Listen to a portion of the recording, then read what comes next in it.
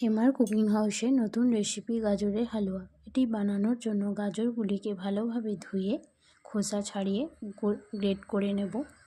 Great করা গাজরটি কড়াইয়ের মধ্যে দিয়ে কিছুক্ষণ নাড়াচাড়া করব যাতে কাঁচা গন্ধটি চলে যায়। এরপর তেজপাতা, এলাচ এবং 2 চামচ ঘি দিয়ে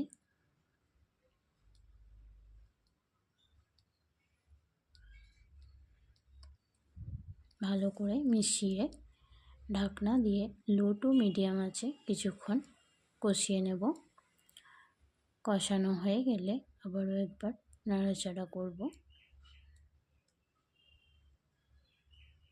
এবং বড় কাপের 1 কাপ দুধ দিয়ে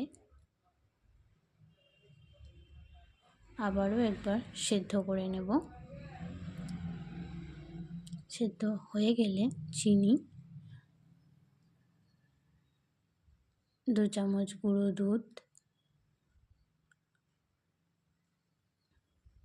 দিয়ে ভালো করে মিশিয়ে নেব। মেশানো হয়ে গেলে উপর থেকে কাজু কিশমিশ ছড়িয়ে দেব। আবারও একবার ভালো করে নাড়াচাড়া করব এবং সামান্য একটু ঘি দিয়ে নামিয়ে নেব এই দুর্দান্ত স্বাদের রেসিপিটি গাজরের হালুয়া। আপনারা একবার বানিয়ে দেখবেন, খুব ভালো লাগবে।